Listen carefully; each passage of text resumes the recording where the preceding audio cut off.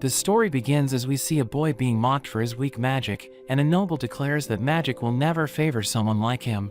The noble decides to show him a real spell, burning him alive, but he admires the beauty of the noble's magic, and he wishes he could have another chance to learn it. He suddenly wakes up in a room full of maids, but he thinks they're giants, so he tries to defend himself, shooting a fireball that blows a hole through the roof. The city celebrates the birth of the 7th Prince Lloyd, but the maids can't believe what he just did. 6 years later, we see the maids searching for Lloyd, and they decide to check another area. He comes out of hiding, but he's seen by 2 nobles, so he tells them not to alert the maids, and they agree to this, inviting him to join their hunt, but Lloyd runs away. One of them wonders why his companion wants to win Lloyd's favor, since he's the 7th son, so he's unlikely to become the king. But the noble recalls how Lloyd read magic books when he was a baby, so he believes Lloyd is the reincarnation of the great William Bordeaux, the father of magic. Lloyd overhears this, and he notes that he really reincarnated, but he was just a peasant in his previous life. He goes to the library, since he only cares about magic, so he wants to learn as much as he can. He picks up one of the books, but his mate Silpha suddenly takes it from him, and he realizes he's been discovered.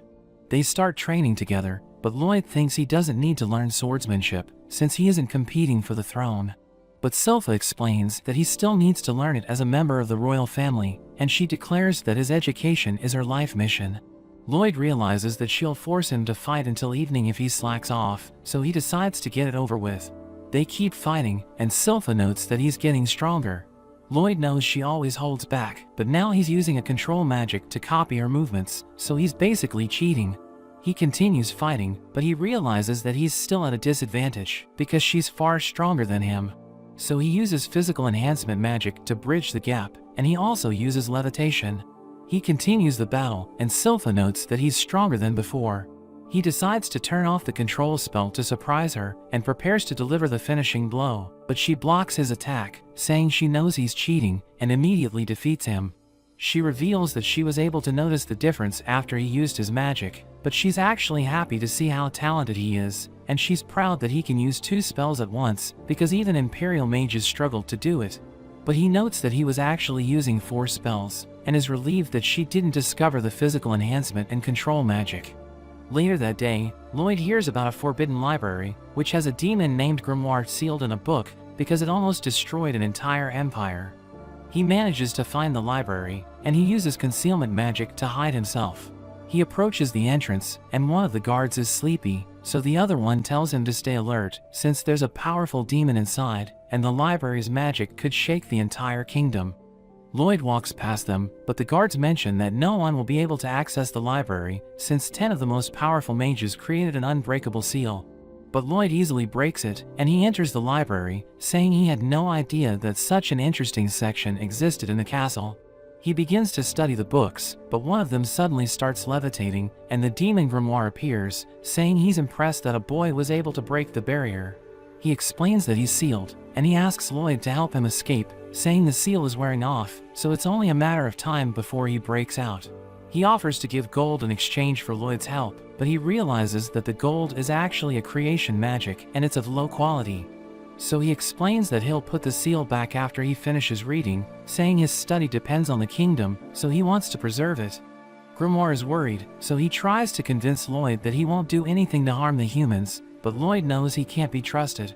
But he talks about magic, saying he can teach Lloyd about spells lost centuries ago. So Lloyd closes his book, and he's captivated by the idea, so he creates a magic key, and manages to break the seal. Grimoire is freed, and Lloyd asks him to use an ancient spell, so he tries to kill Lloyd with a spell called Arctis Obscura, and the room is destroyed by its power. He wonders what he's going to do now that he's free, but we see that Lloyd survived, because he was protected by a barrier. He's impressed by the ancient magic, realizing that it's nothing like the other spells he encountered. He asks for more, and Grimoire keeps using his spell, thinking Lloyd is underestimating him, but it doesn't penetrate the barrier, as Lloyd analyzes the spell. He wonders what it's like to be hit by that kind of magic, so he touches it with his finger, realizing it's painful, but also beautiful, and he wonders what else Grimoire has to show him. He becomes furious, so he grows another head, and recites 2 spells at the same time, combining them to launch a powerful attack. But Lloyd continues analyzing, and he notes that casting 2 spells at the same time is usually impossible. But demons can grow another mouth, so they're capable of using more advanced magic. Grimoire can't believe his strongest spell didn't work, and Lloyd is excited, thinking learning it must be fun. Grimoire tries to escape, but he realizes that he's trapped inside, so he wonders how many barriers Lloyd can make. Lloyd explains that they're under the castle, and he decided to take precautions so his magic doesn't get out of control like before, and we see that the entire library is protected. He mentions that he wants to see Grimoire's defense magic, and he launches a fireball at Grimoire, burning him to a crisp, but Lloyd wonders why he didn't defend himself. Lloyd uses his magic to fix the library, and Grimoire is impressed with his magic, recognizing him as his master. But Lloyd thinks Grimoire is amazing, since demons can't die from magic. He wonders how much pain a demon can endure, and this terrifies Grimoire, so he swears his loyalty to Lloyd as his familiar. He agrees to this, but thinks Grimoire needs to change his appearance, so he transforms into a cuter version of himself, planning to attack Lloyd when he lets his guard down. He asks Grimoire to hide in his clothes, and Grimoire thinks he's a fool, because he can control Lloyd's mind if he gets too close. But as he touches Lloyd, he realizes that Lloyd's mana is too dense, so he can't do anything against him. Grimoire thinks it's better to be obedient for now, so he tells Lloyd to call him Grim, and he ends up becoming Lloyd's familiar. We see the second Prince Albert getting ready, and he goes to visit Lloyd, so Grim hides from him. They head to the training field, where Albert uses his magic to hit targets, and Lloyd tells Grim that Albert is strong and smart, so the nobles think he's going to be the next king. He also has permission to go to all areas of the castle, and he invited Lloyd to join him, so this is one of the rare chances where he can use magic in front of others. Albert tells him it's his turn, but he thinks he shouldn't draw too much attention, because he doesn't want to be dragged into the succession dispute. So he decides to just graze the targets, and the nobles aren't impressed, thinking he's nothing special. But Grim thinks they're fools, since they didn't notice that the targets were hit in the same way, which is much harder than just hitting. Lloyd is thinking about how rotation makes the trajectory more stable, so Grim thinks he's a magic maniac. Albert seems to notice something, so he decides to take a break and leaves Lloyd alone, but he can't believe how lucky he is, because now he has an empty shooting gallery to train in. He mentions that he wants to test new tricks, like the dual enchantment that Grim showed him. But Grim thinks this is impossible, since it's exclusive to demons, but Lloyd doesn't see the problem, and he absorbs Grim, who starts screaming, asking him who would assimilate a demon into their body, but Lloyd is just happy that it worked. The two start reciting together, but Grim gets overwhelmed and freaks out, wondering what Lloyd was doing. So he explains that it was a spell stack, saying he was shortening enchantments by mixing the chance of multiple spells, which allows him to reduce the enchantment time. He reveals he was trying to stack 100 enchantments, but Grim can't believe this, since a spell stack should only have 2 or 3 spells at a time. Lloyd tries something else, and he manages to speak through Grim's mouth. So he decides to use 2 advanced spells at the same time, casting a water and a fire spell, but Grim can't believe he's trying to merge 2 different types of magic. Lloyd feels the power flowing through his body, and thinks he shouldn't point this at anything, so he launches the magic into the skies. Albert is having tea, and the ministers wonder why he pays so much attention to Lloyd, because he's just a child. But Albert thinks they don't have an eye for talent, and he explains that Lloyd hit the targets in the same way, thinking he did it on purpose. Albert tells them he's a prodigy who will become a great sage one day, so he's a valuable asset to the kingdom, and the ministers praise Albert for his insight. He wonders if Lloyd hit all the targets, but the ministers think it's too early, and they realize that the sky is dark. We see the field destroyed, and Grim is terrified because Lloyd opened a hole in the sky. He's enchanted by the magic, but he panics as he sees the hole, wondering how he's supposed to get rid of it, but it disappears after a while. The next day, Grim sees the hole in the newspaper, but Lloyd is more interested in a party of adventurers who cleared a rank A dungeon. He thinks this is a chance to bring back magical items, so he decides to go to a dungeon, but Grim mentions that he can't, reminding him that everyone will notice if he leaves. But he thinks he can handle it, and uses a pellet to create a clone of himself. Grim realizes the clone is identical to Lloyd, so he should be able to leave, but he knows this isn't enough to fool Silpha, so he explains that he has a plan. We see Lloyd leading the castle, and he talks to Grim from a distance, wondering how he is, so Grim reveals that he's trying to imitate Lloyd. He remembers how Lloyd put his mind into the clone, and his body into Lloyd's hand, finding Lloyd truly impressive. He asks Grim to deceive Silpha while he goes to the dungeon, but Grim realizes he can do whatever he wants with Lloyd away. But Lloyd mentions that he's glad to have Grimm as his familiar, and this seems to touch Grimm, so he tells Lloyd to return soon. He wonders how to find a dungeon, and he sees a girl running from a group of orcs, but she suddenly attacks them, taking them down.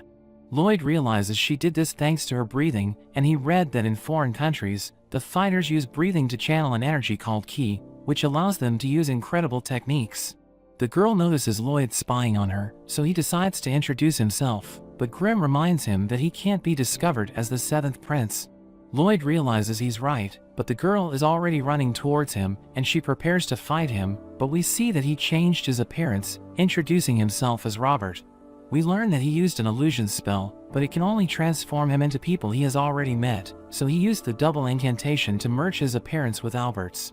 She introduces herself as Tao, a Class B adventurer, and she can't believe how handsome he is.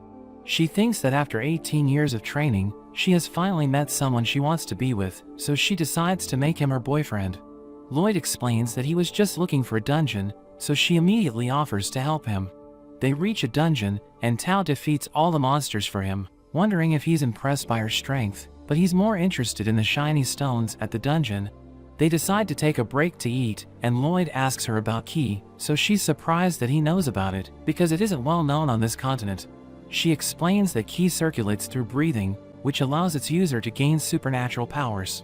She mentions that it requires a lot of practice, and she suddenly notices that he's practicing, but he feels pain in his lungs. She asks him what he's doing, so he explains that he just tried to copy what she did. She's worried, since it seems like his lungs are on fire, but he ignores her and tries again, since he felt an energy different from mana. He thinks he can use this to improve his magic, and Tao realizes he's really interested, so she decides to teach him about ki. She's struck by his beauty, and she tells him to maintain his breathing until they leave the dungeon. We return to Grimm, who thinks Lloyd is weird for having a good life in the castle and not caring about it. But Silpha suddenly appears behind him, so he becomes worried. Tao keeps defeating the monsters, and she explains that she killed the dungeon boss using a ki burst. They're about to collect the reward, but she thinks they won't find good treasure inside the chest, because the dungeon is too easy. Lloyd is fascinated by the treasure chest, and Tao notes that he's already used to the breathing, thinking he's so good that even her grandfather would approve of him as her fiancé.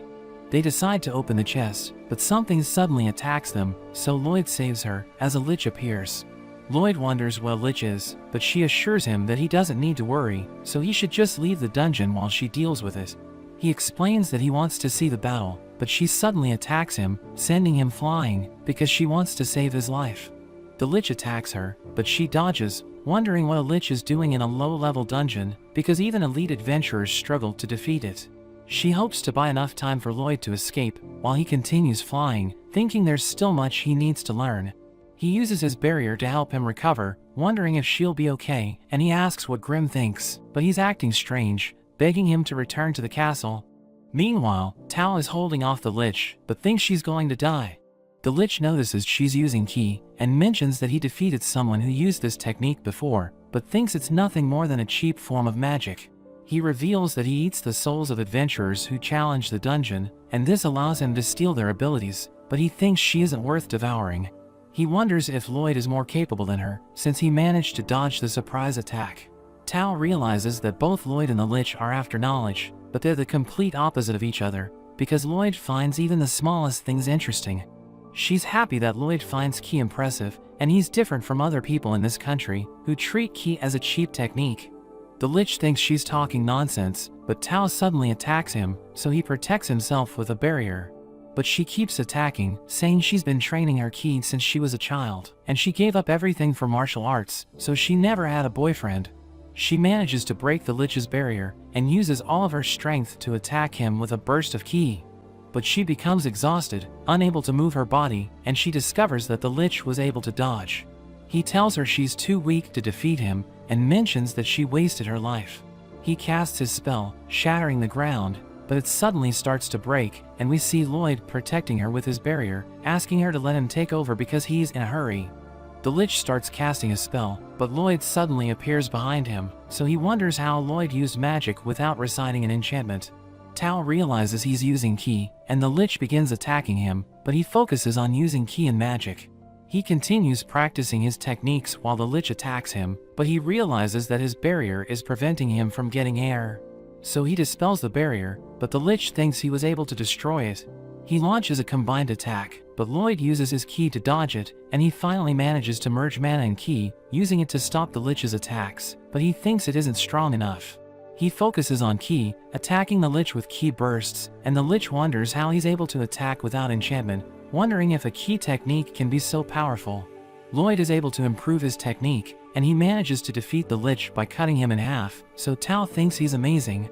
They collect the dungeon's reward, and Tao is disappointed, but Lloyd asks to keep it, since the knife seems to have an enchantment. The dungeon suddenly begins to collapse, as Tao explains that this happens after the treasure is taken. Lloyd thinks the chest is actually the core of the dungeon, and explains that it stays underground until someone drops a magic item. So it absorbs the object, and creates a dungeon around it to gather more magical items from adventurers. He thinks this is a great opportunity, but Tao thinks they should leave quickly, and he finally manages to pull out the chest, but they almost get crushed to death. Tao is impressed with him, but asks him why he didn't use magic, and she thinks he was protecting her honor. But Lloyd explains that it seemed fun, and he realizes he needs to return, so he starts flying. She reveals that he used a secret technique called Key Blade, and she notes that she isn't strong enough to use it, so she promises to improve. He starts flying away, and she wants to be good enough for him, but she realizes that she may never see him again. Lloyd returns to the castle, and he finds Grim beaten on the floor.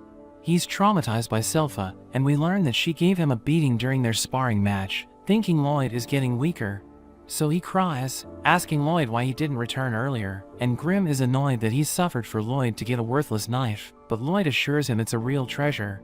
He places it in hot water and scrapes its surface, explaining that it was treated with mana essence, which is a catalyst for enchantments, and he realizes that it was enchanted with boost power. Grim wonders if he'll be able to create enchantments, but he explains that this is a difficult technique to learn, and the essence is lost along with the weapon if he fails. So he decides to analyze the essence to create one of his own, and he uses purification magic, and they discover the recipe for the mana essence. Lloyd realizes it's made of oil, silver, and hematite, but Grim thinks this is difficult to obtain, since it's made with monster core.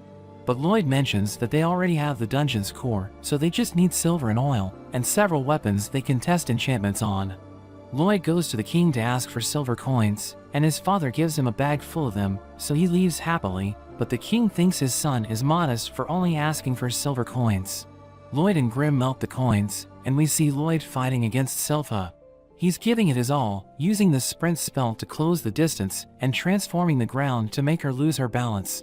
He prepares to hit her, but she disappears, and ends up defeating him.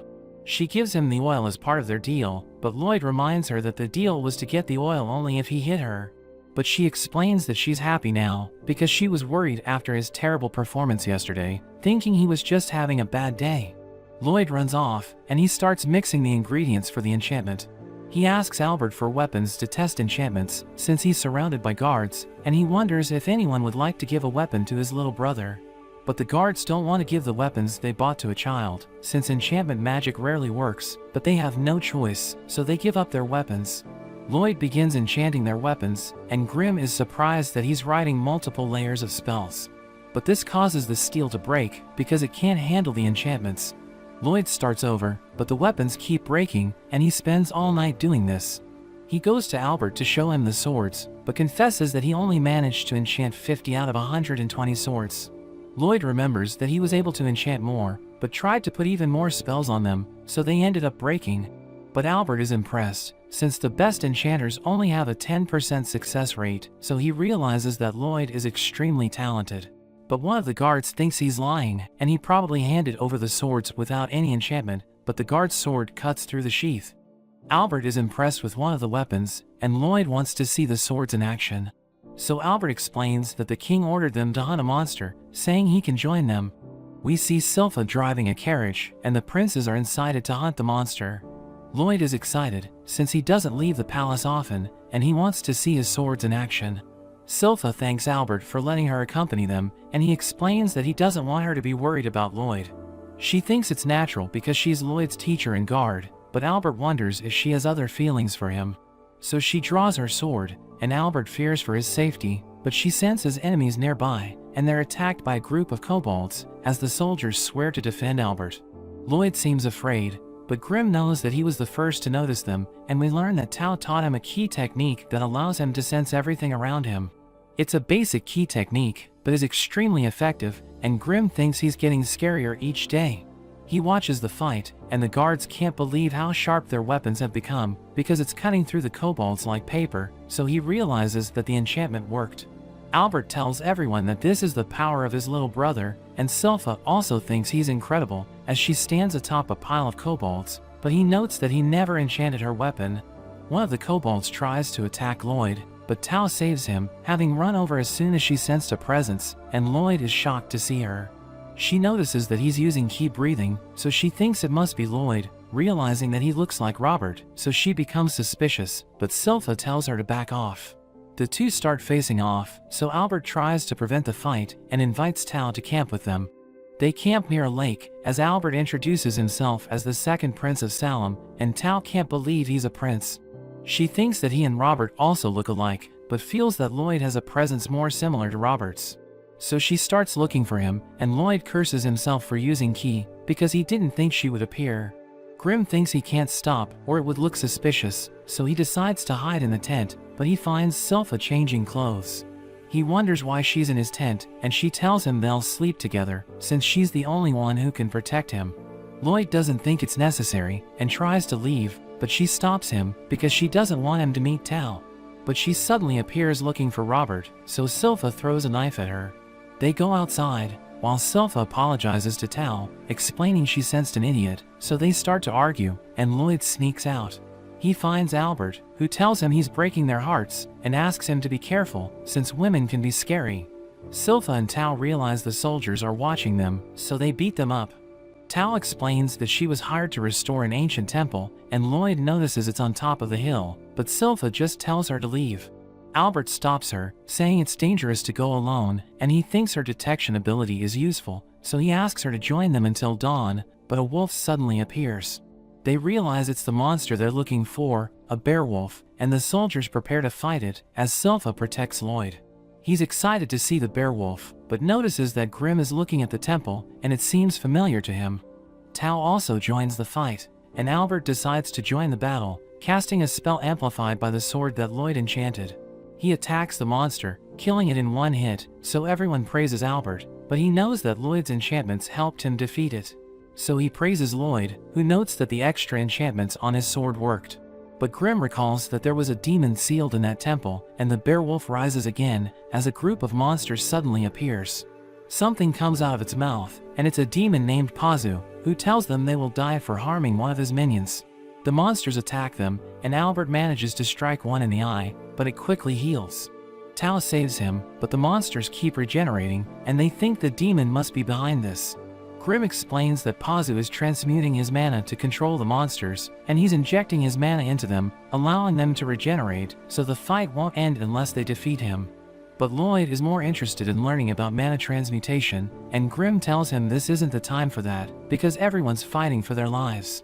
But Lloyd thinks they'll be fine, and he orders Grimm to teach him. Pazu admits that a few of them have talent, but most are only alive thanks to their weapons. But he thinks Lloyd is the worst, so he starts insulting him, and Silpha becomes angry. Tao senses her aura, as she asks Lloyd for permission to go, and he tells her to do whatever she wants.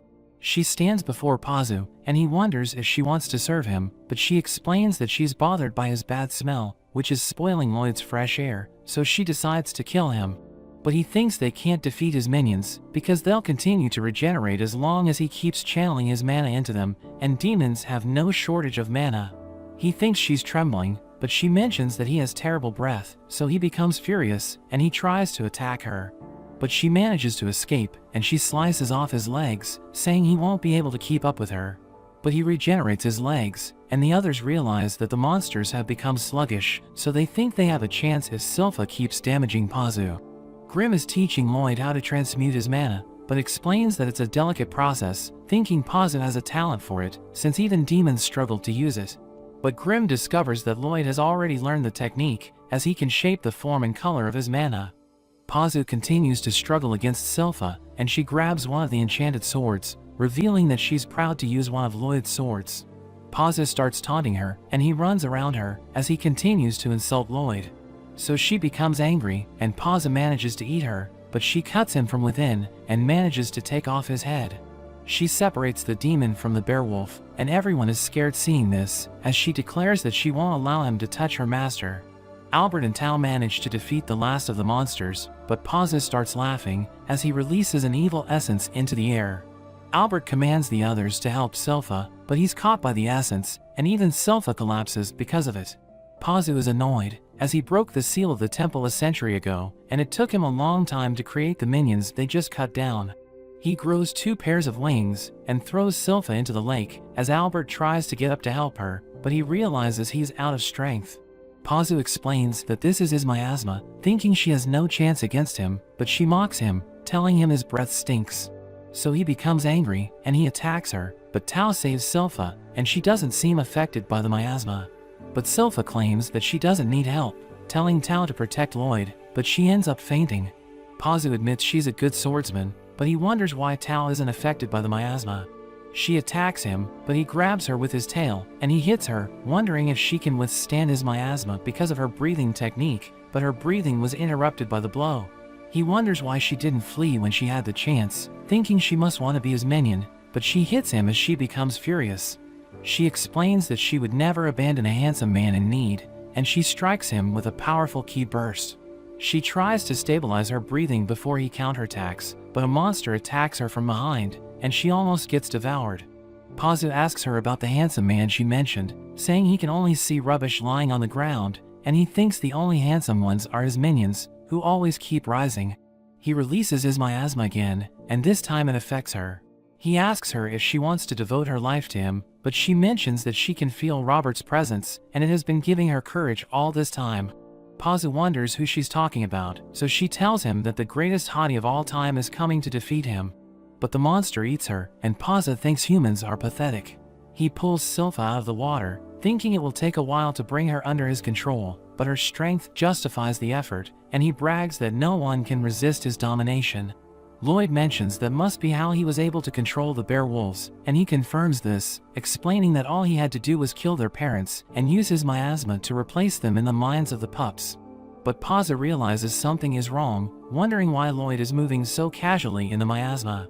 He doesn't know how to respond, and Pazu notices that he's treating his essence as if it were nothing. He also notices Grimm next to him, knowing he's a demon, but Pazu wonders why he looks strange, calling him a disgrace. So he becomes angry, saying he was going to give Pazu tips out of respect for the Demon Brotherhood, but now he has changed his mind. Pazu orders the beowolves to attack them, and Lloyd wants to use this chance to test his transmutation. He decides to create a flowery field using his mana, and the beowolves remember the feeling of maternal love, so they side with Lloyd. He manages to remove Pazu's influence from them, and asks one of them to let his friend out, so the beowolf releases Tao. Pazu can't believe Lloyd created such a large field using his mana, and realizes he's a great sorcerer. He tries to use his miasma on the beowolves once more, but Grimm explains that it no longer works, because they now remember that he killed their parents. They launch a combined attack on Pazu, and this makes him drop Silpha.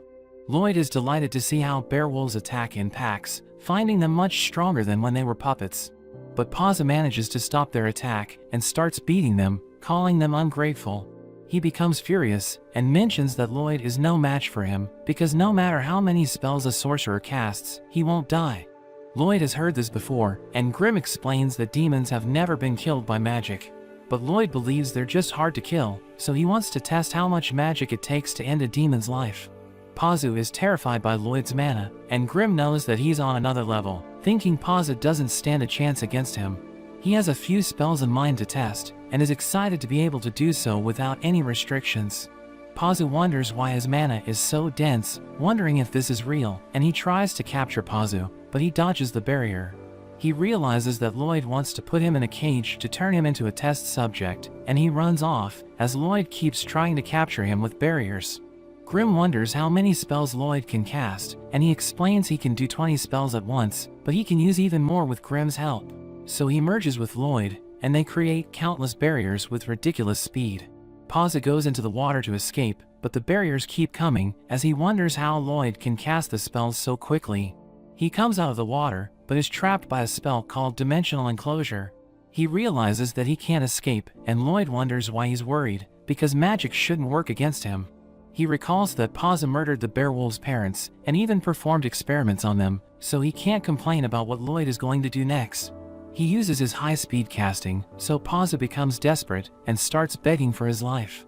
But Lloyd prepares to attack him with the 4 elements, and Pazza freaks out, because he was never hit by this kind of magic before, so there's a chance he might die. Lloyd begins casting 240 spells per minute, and he decides to do this for 30 minutes, but he realizes that Pazza stopped responding after 5 minutes. Grimm thinks it was due to the stress the multiple spells caused him, and Pazza wonders how he failed so easily after a century of preparation. Albert and the others regain consciousness, so Lloyd tries to think of an excuse. He goes up to Albert, and Grimm tells Pazza that humans don't want to follow leaders, saying they prefer to spend time with people who are just enjoying themselves, and thinks this is the reason why people keep flocking to Lloyd.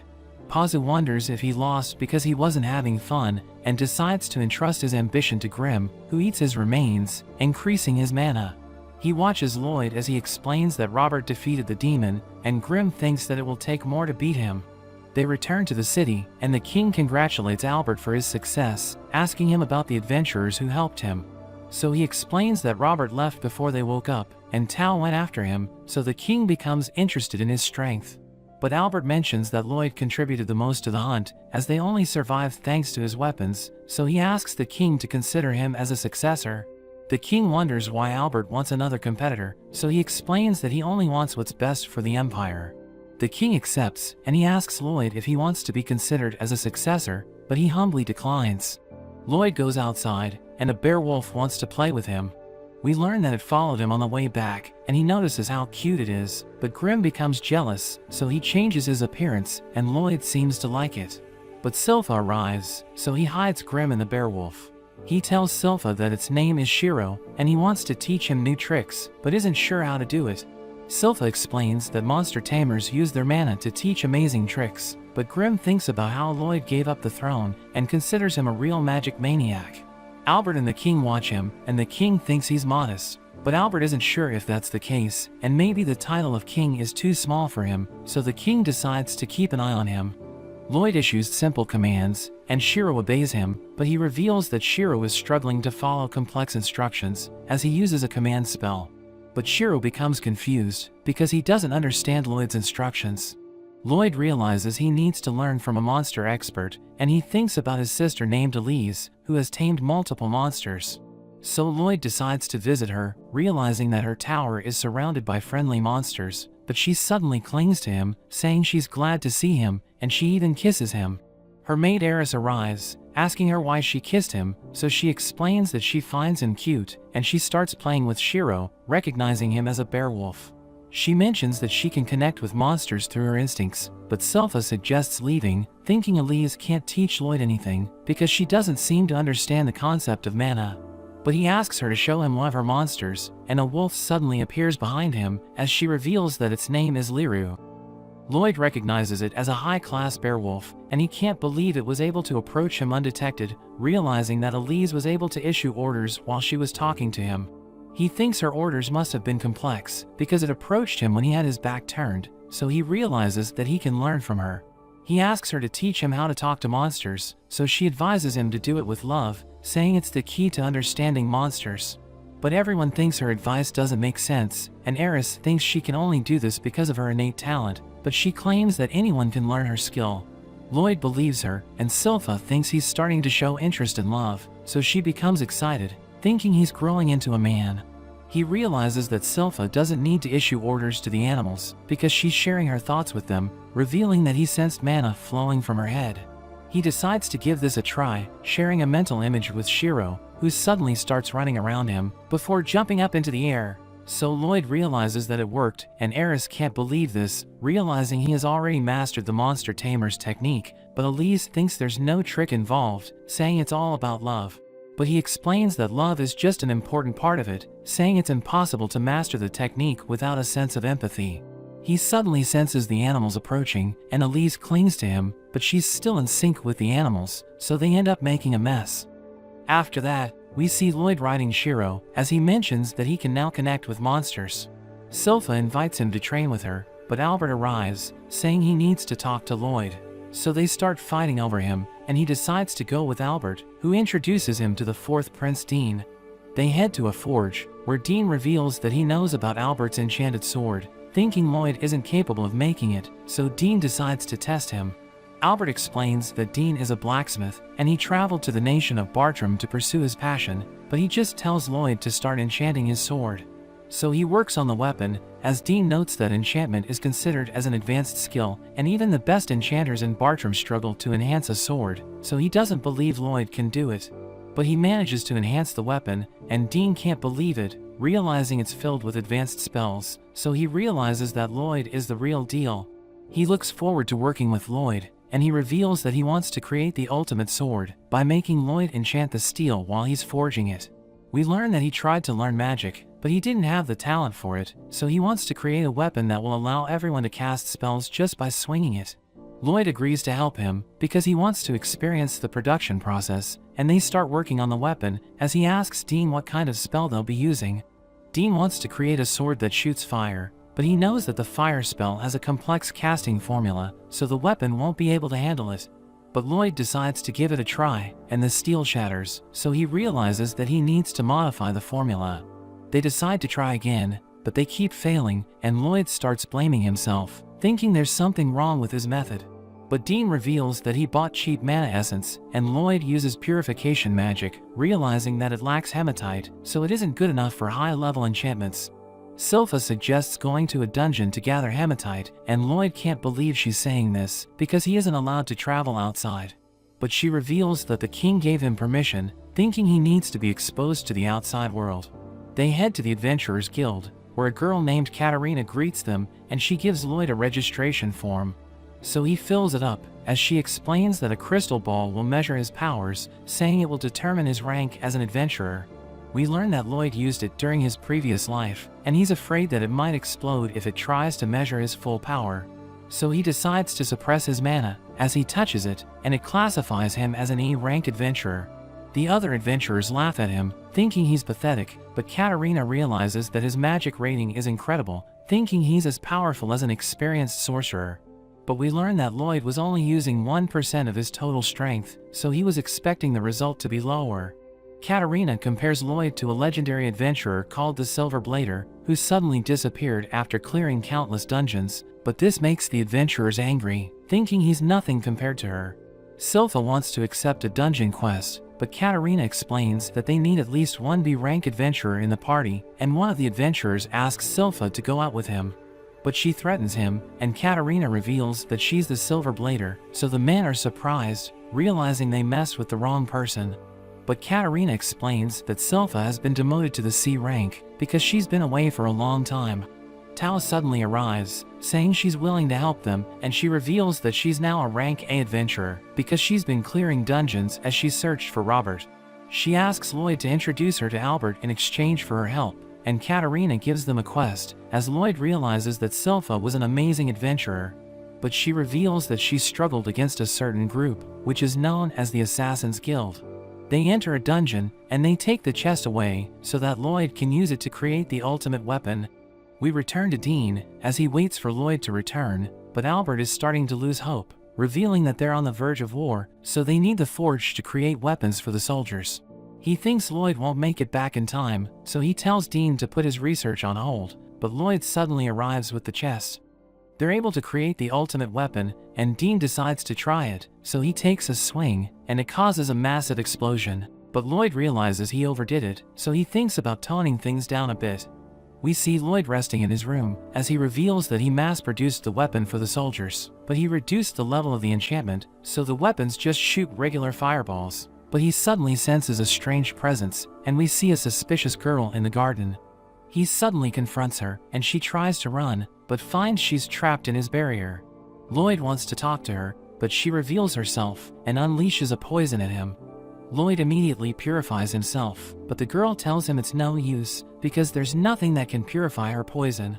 Lloyd realizes it's because she's transmuting the nature of her poison with mana, and we learn that there are rare individuals who are born with a special type of mana called the Blighted. The girl introduces herself as Ren, the Poison Blighted, mentioning she has been spreading poison since her birth. She manages to break his barrier, but notes he will survive since he only took a light amount of her poison. She disappears, and Lloyd is impressed by her. Grim appears, wondering if he's okay, but thanks to his healing breath, he's able to recover faster than the poison's damage.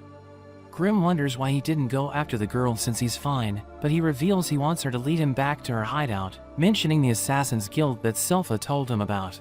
We learn that there are 6 of them, and they each have special abilities, so Lloyd is excited to meet them. He manages to track Ren, so he heads off after her.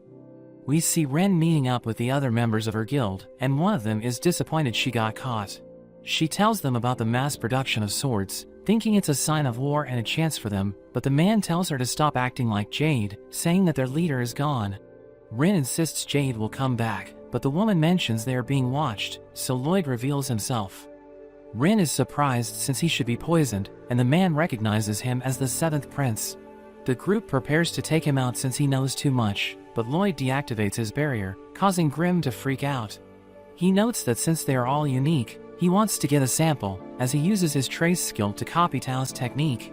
One of them suddenly attacks him, but he manages to defend himself thanks to using Tao's moves. The man introduces himself as Babylon, and he has a super flexible body.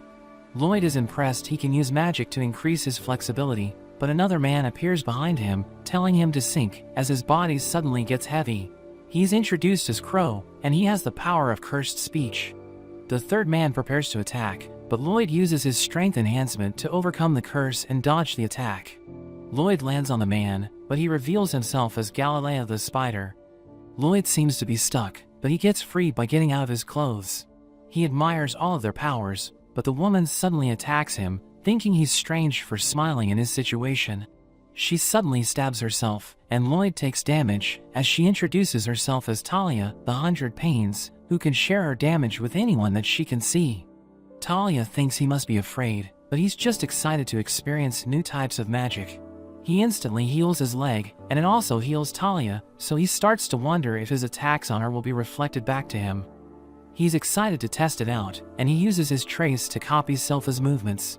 Galilea is reminded of the Silver Blader, and they all freak out as Lloyd charges at them. He easily takes out Babylon, and Crow tries to blow him away, but it hits Galilea instead, and he crashes into Talia. Crow tries to command him to stop, but Lloyd is faster, and he takes him out. We see Galilea is stuck to Talia, and when he tries to attack, he tears her clothes. Lloyd takes this chance to attack her, but she tells him it's pointless, since the damage will just be reflected, but Lloyd still wants to try, so she thinks he's crazy. He blows her away, and he takes the same damage, but he's just happy to experience it. Galilea grabs onto his weapons to stop him, but he just lets go, and uses Tao's technique to blow him away. Ren is terrified seeing this, and Lloyd tells her to use her poison again, but Galilea mentions she can't control her poison mana, so everyone will be caught in it if she spreads her poison. Lloyd thinks about how they all seem to lack control of their powers, and Galilea notes that they wouldn't have had to turn to a life of crime if they could control it properly. He charges at Lloyd, but he disappears and attacks him from behind. Ren rushes to help him, but Lloyd puts his barrier back up, and Galilea tells her to stop, because he's okay, and his mana is actually under control, as Lloyd reveals he engraved a spell onto his body to help him control his power. Galilea cries, realizing his curse is finally over, and Lloyd helps the others as well. Crow is finally able to speak normally, and he's overwhelmed with emotion. The others are also happy, and Lloyd is welcomed into their group, as Galilea washes his clothes. Lloyd wants to see their powers again, but Galilea decides to tell him their backstory instead. Lloyd says he isn't interested in that, but Galilea continues to tell him anyway. However, when he mentions their leader Jade, who has the power of teleportation, Lloyd becomes interested. We learn his curse would cause him to teleport randomly, but he manages to get back to the group.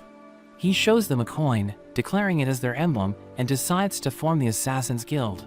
He notes that they will take the shady jobs that the Adventurers Guild can't handle, and they will leave a coin behind so people will know about them, hoping that people will know they are doing good, so that one day they can live in the light. Galilea notes that they heard the Lord of Lourdes was preparing for war, but that's when Jade disappeared.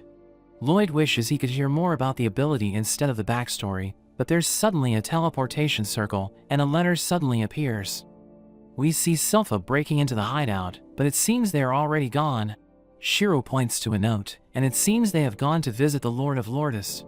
Albert freaks out reading this, thinking their relationship with Lourdes isn't good, and he wonders why Lloyd is with the Assassin's Guild. He wonders if Lloyd was kidnapped, thinking they may need to go to war, but Dean tells him to calm down, thinking no one would be able to kidnap Lloyd. Albert thinks he needs to find a peaceful solution, but Silpha reveals Lloyd's clothes from the hideout, so they think he was stripped, wondering about the sticky white substance, so Albert declares for war. We return to the moment before they left the hideout, as Galilea reveals that the letter is from Jade, and he reads it to everyone, revealing that Jade is now the ruler of Lourdes. He invites them to his manor, and they're overjoyed to hear this, because they're looking forward to seeing him again. They decide to meet him, and Ren invites Lloyd to join them. But he explains that the letter is suspicious, because it was teleported to their hideout, reminding them that Jade can't control his powers. So they think it's a trap, thinking Jade must be lying to them, but Ren believes in him, saying he must have mastered his powers. Lloyd decides to join them, because he wants to see teleportation magic, but Ren is worried that he might get into trouble. So he assures her that everything is going to be okay, saying they'll be safe as long as they follow him. They fly to the manor, but they land in the middle of the forest, because Lloyd realizes that the group is struggling to keep up with him. So they decide to take a break, and Ren decides to hunt food for everyone. Babylon reveals that she grew up in the woods, and her poison ended up killing her parents when she was young, so she learned how to survive in the forest. Talia adds that Jade was the one who found her, and in a flashback, we see Jade welcoming Ren to the Assassin's Guild. He tells everyone about her power, so they think she's dangerous, but he assures them that everything's going to be fine. He cuddles her, saying she smells sweet, but he suddenly collapses, as Galilea mentions that it's difficult to keep her poison contained. But Jade still wants to be with her, saying he needs everyone's help to raise her, and they agree to this, saying they will do their part. They find a way to control her poison, and after some time, they create a magical robe, which keeps her poison contained. They welcome her into the group, and Jade gives her a hairpin, but she suddenly starts crying, realizing she has found a place to belong. Back in the present, Talia explains that Jade is like a brother to Ren, and Lloyd looks forward to meeting him. Ren prepares food for everyone, but they think it looks disgusting, so Babylon tells Crow to use his cursed speech to make it taste better, but she hits him, and he ends up collapsing. Talia reminds her that Lloyd is a prince, so she thinks he won't like the food, but she sees him enjoying it, and we learn that he was broke in his past life, so he's used to eating anything to survive. Everyone tries the food, realizing it tastes delicious, and they enjoy the meal together. In another flashback, we see Jade telling everyone that the Adventurers Guild is reconsidering the bounties on their heads, so they celebrate, thinking they'll be able to live normal lives. He admits that he isn't really homeless, and he's actually the third son of the Lord of Lourdes, who is addicted to war. He reveals that he needed allies to put an end to the war, and he admits that he manipulated everyone, but they don't care, telling him that he gave them hope. They think he wants them to assassinate his siblings, but he explains that he wants to settle things on his own, because he wants them to live normal lives, seeing them as his family. He isn't sure if he's going to make it back, so he tells them not to give up on their dreams while he's gone, saying he wants all of them to enjoy their lives in Lourdes. We return to the present, as Lloyd falls asleep, so Galilea carries him around, as Grimm reveals that a barrier is surrounding him, so there's no need to protect him. They're about to reach the manor, and Ren suggests allowing Lloyd to rest, thinking there could be trouble ahead. So they decide to leave him in the woods, as they investigate the manor, realizing that everyone's preparing for a party. A strange creature approaches them, recognizing them as the members of the Assassin's Guild, so he welcomes them to the manor, calling them honored guests. They start enjoying the party, as Jade appears, and he uses his teleportation to change his clothes, revealing that he can now control his powers. They're overjoyed to see him, but he explains that he doesn't care, as he suddenly orders them to bow down, and they're forced to obey, as they realize that he can use cursed speech. His companions turn into demons, and he tells them that his plan worked, revealing that their goal is to collect blighted bodies. Grimm fires an energy beam, but Jade appears behind him and blows him away. He crashes near Lloyd, causing him to wake up, and he realizes that his companions are gone. He sees Grimm struggling, so he asks Grimm what happened, and he tells Lloyd that their companions are in trouble. We return to Ren, as she asks Jade what's happening, and his minions reveal their true form, as Galilea notes that they're psychic life forms, which can control human bodies. Jade explains that they're from the Netherworld, and he reveals that he used his teleportation ability to bring them there. He reveals that he took control of Jade's body to acquire the ability, and he introduces himself as Gazama, the catastrophe from the Netherworld, explaining that he was able to dominate Jade's mind. Gazama reveals that the bodies of the Blighted are ideal vessels for them, so Jade tried to take his own life to prevent Gazama from controlling his body. But Gazama healed his body as he was about to die, allowing him to take over. His minions want to steal Ren's body, but he warns them to be careful because her body is poisoned, and her friends fall into despair, thinking it's all over for them. But Gazama notices a mark on her, realizing it isn't in Jade's memories, so he uses his cursed speech to interrogate her, but she bites her tongue, as he realizes that she's trying to resist. He tells her to sell her friends out, but everyone suddenly senses a strange magical energy as Lloyd summons a massive energy beam, which eliminates the demons, leaving an enormous crater in the ground. The remaining demons freak out, realizing that Lloyd is overpowered. He heals Ren, and tells everyone to escape, saying he will deal with the demons. She refuses to leave him, but Galilea carries her away, telling her they're no match for Gazama, so they need to leave everything to Lloyd. The demons think Gazama is dead, but he suddenly appears behind them, reminding them that they need to capture the assassins. So they chase after Ren and her friends, and Lloyd tries to blast them away, but they're able to escape. Gazama's minions charge in, as he summons a dragon, which slips past Lloyd's barrier, so he becomes curious, thinking about letting it hit him, but he doesn't know if he'll be able to survive. So he decides to dodge it, and it hits a demon, as Lloyd uses his analysis spell, realizing that the demon has been killed in one hit. Grimm advises him to run away, explaining that Gazama isn't using spells, because he's transmuting his mana to launch projectiles. We learn that barriers are made of mana, and it protects its user from spells, but mana can pass through it, so it won't protect him from Gazama's attacks. He realizes that Gazama is a worthy opponent, but he looks down on his minions, thinking they're useless. Grimm reveals that demons are broken down by classes, and Gazama's minions are at the 10th rank, so they can easily be defeated by humans. Pazu is 2 ranks above them, and Grimm is considered as a 3rd-class demon, but Gazama is far above them, and he's considered as a demon lord, which is beyond the level of a 1st-class demon. Grimm thinks Lloyd is no match for him, but Lloyd confronts him anyway, and Gazama asks him who he is. So he explains that he's the 7th prince, and Gazama reveals that he was in Jade's memories, thinking Jade wanted to see him. He wants to get rid of Gazama, because he's after the Assassin's Guild, and Lloyd believes in their potential, so he wants to protect them. But Gazama only sees them as perfect vessels for his kind, so they prepare to fight each other. Grimm advises Lloyd to run away, but he refuses, and Grimm thinks he's being stubborn, thinking he doesn't stand a chance, because Gazama has extreme magic resistance, so Lloyd won't be able to harm him. He fires a projectile, which pierces through Lloyd's barrier, so Grimm freaks out, because even his strongest spells can't damage it. Gazama summons countless weapons, and he launches all of them, destroying everything around him, as Lloyd tries to evade, knowing his barrier won't hold.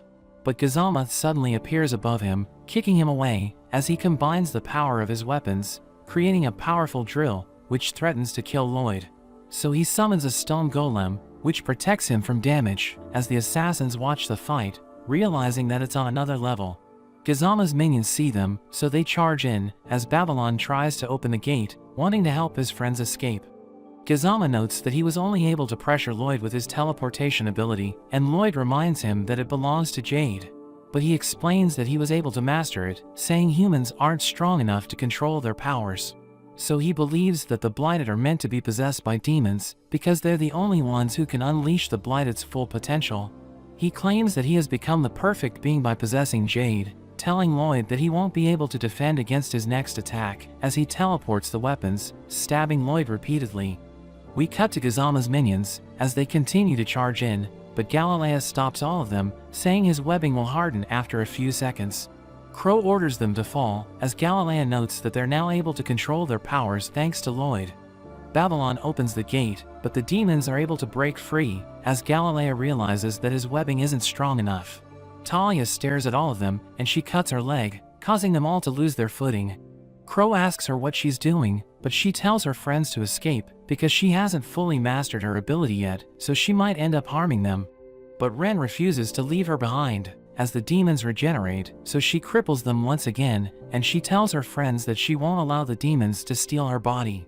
Ren begs her to join them, but Galilea pushes her away and closes the gate, as Talia wonders why he didn't escape with the others. So he explains that he will help her stop the demons, knowing they can destroy the gate to pursue the others. He's ready to sacrifice his life to save them, telling Talia to strike the finishing blow as he holds the demons in place. So she prepares to cut her neck as the demons charge in, knowing she's about to kill all of them, but Galilea stops them as Ren starts crying, thinking her friends are about to die. We return to Kazama, who reveals that he's disappointed because Lloyd wasn't able to keep up with him. He prepares to kill the assassins, but Lloyd's body suddenly crumbles, and he launches a surprise attack, but Kazama teleports away. He realizes that Lloyd used a decoy, and he's now using his weapon, so Kazama thinks the fight is about to get interesting. But Lloyd notes that things aren't looking good, and Kazama thinks he's freaking out, but he tells Kazama that they need to fight somewhere else, so he becomes confused.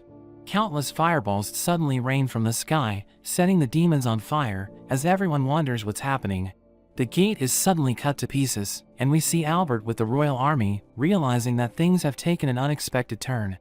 Ren is happy to see him, and he leads his men against the demons, determined to rescue his brother. We see Sylpha training, as she cuts a magically reinforced post with a single hit, but her sword can't keep up with her strength, so she knows she needs to hold back. But she worries about facing another demon like Pazu. Back at the castle, Ren is glad to see they have help, but Albert decides to deal with them first. Sylpha threatens them and asks them about Lloyd's whereabouts, so Galilea mentions he's fighting in the castle. Ren reveals he's fighting the demon boss, but Babylon stops her, reminding her that Lloyd told them to keep his strength a secret. Galilea wonders why he hides his power, so Lloyd mentions he just wants to focus on studying magic and doesn't want any attention. So Ren wonders what they should say, and Sylpha tells them their time is running out. She decides to start with Ren, but Albert stops her, and the group thinks he's a more reasonable person, but he just tells Sylpha to start with one of the adults instead. They swear they're friends with Lloyd, but Albert takes out Lloyd's underwear, and he doesn't believe them. Galilea says it's just a misunderstanding, because Lloyd's clothes were left to dry after being covered with his fluid, but this just makes things worse. Ren tries to convince them, saying Lloyd is fighting to save their precious family member, and a demon suddenly attacks, but it gets eaten by Liro as Elise arrives. She decides to trust Ren, mentioning Liro would have eaten her if she sensed any bad intentions, so Albert decides to trust her as well. He prepares to face the demons, and he orders Sylpha to find Lloyd, but Ren tries to stop her, saying Lloyd is just fighting a weakling, so he doesn't need any help. But there's suddenly magic in the sky, and the bridge is destroyed. Dean notes that the demons are swimming toward the riverbank, and Albert worries about becoming trapped, so he orders everyone to pull back. Meanwhile, we see Lloyd and Kazama watching from above, not wanting to be interrupted. They continue their fight, and Grimm tells Lloyd he needs to focus. He sees Albert and his soldiers fighting the demons, but he thinks they can handle it, so he decides to focus on Kazama. The demons regenerate despite the flames, and Dean uses his sword to cause a massive explosion, but it's still not enough to defeat them. He notes that their magic swords use up their mana, and their soldiers will run out before the demons stop regenerating. Albert notices that Sylpha is missing, and we see her riding Shiro, telling him to jump, but it's way too far. Sylpha thinks about using a rope, and Shiro also thinks about seeing Lloyd again, so he suddenly jumps, but just falls into the water. A demon suddenly attacks, but Sylpha defends herself, and the demon compliments her, but reveals that while the other demons are at the 10th rank, he's higher level than them at the 8th, so he tells her she stands no chance. Meanwhile, Albert notes how the demons are possessing the bodies of Lordist citizens, and he wonders if there's any way to save them. A demon suddenly attacks from behind, but Babylon saves him just in time. Albert notes how he didn't hesitate to kill, and Babylon thinks he's a kind person, just like Jade, but mentions that the citizens are already dead, so there's no saving them. Hearing this, Albert activates his sword, and decides to stop holding back, activating a spell that rains fire from the sky. The demons burn, and Albert orders his men to fight with everything they have. Meanwhile, Sylpha fights with the sword demon, and they seem to be evenly matched. They both charge at each other with their sword skills, causing a shockwave, but it ends up in a draw, with both of them taking a hit, but the demon just regenerates. He declares he wants to take her body, wanting to also use her sword skills, as he suddenly uses a Lourdes technique, delivering an incredible slash. Galilea wonders how he knows such a technique, so the demon reveals it belonged to the owner of the body, showing his calloused hands and mentioning that the man must have trained incredibly hard. But all his memories and experience now belong to him. He can't wait to take Silpha's body, but she suddenly attacks him with his demon sword technique. He wonders how she can use it, so she mentions she just learned it by watching him, calling him weak for needing to steal a body to learn the man's technique. She decides to get serious, calling for Shiro, but the demon doesn't think he will help her win. But she searches through his fur and pulls out a sword. We see that it was Lloyd who made it for her, and he notes that he didn't put any flashy enchantments on it, but made it as strong as possible, so it will be able to withstand her full strength, thinking she will be able to kill demons with it. He notes how demons are psychic entities, and they're harmless until they create or possess a body, but if the body is killed, then the demon inside will also die. However, the bodies gain incredible regeneration, and Dean wonders how they can be killed, so Lloyd mentions you would need an attack that's strong enough to kill them in one hit. Dean wonders what to name the sword, suggesting they can combine Lloyd and Silpha's names, but Silpha reveals it as the Demon Bane, to make up for her past failure. The demon thinks it's a ridiculous name, revealing that the destruction of the country was a plan to lure out Jade. They stole bodies from the people of Lourdes and stirred up a war, causing Jade to return. Rin gets angry hearing this, and she charges at him, but Silpha stops her from getting in the way. The demon prepares to use his ultimate skill, but Silpha takes him out in a single hit. We see Jade in his final moments, as he tells Gazama he won't win. Gazama wonders what he's talking about, but Jade dies and Gazama takes control of his body. He wonders what Jade was doing before he died, looking through his memories, but the memories of his friends stop him from seeing anything, but he doesn't care, since he can now use Jade's power. The sword demon wonders what they should do next, and Gazama thinks about how Jade hated war, so he decides to start one. Back on the bridge, Silpha pays her respects to the man she cut down, thinking he must have been a great swordsman during his life. But there's suddenly an explosion of steam as the river evaporates. We see that it was Lloyd, but we go back to when he was being chased by Gazama. He wonders how to deal with the attacks, noting how the mana spears can break through single barriers, but it's fine as long as he keeps up a reinforced barrier. However, there's also Jade's teleportation ability, so he needs to be constantly moving. He tries to fight back, double casting a spell to create an enormous flaming giant, but Gazama just teleports away, and it ends up evaporating the river. Grim warns him to keep moving, but he notices that Gazama didn't attack with his teleportation, so he realizes it requires line of sight. He decides this is his chance to use his sword, and he suddenly attacks Gazama with countless clones. They all stab him, but he notices the one with the real sword and takes him out.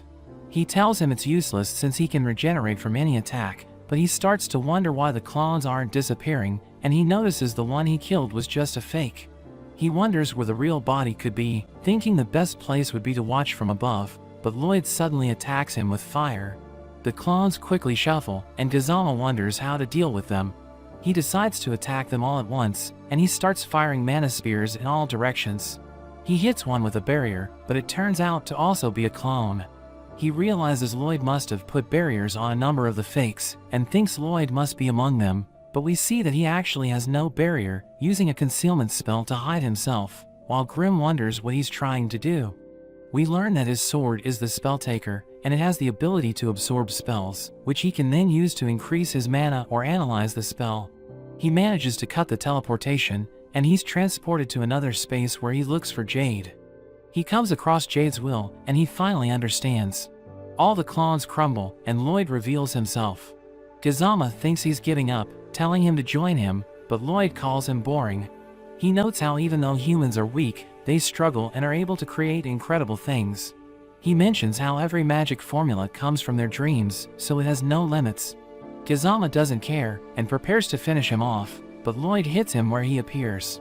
He wonders how he was hit, and Lloyd tells him to bring it on. He tells him not to get cocky, but Lloyd reminds him of what Jade told him in his final moments. Gazama becomes enraged, but Lloyd continues to beat him. He tries to teleport away, but Lloyd is able to follow him and continues to attack him.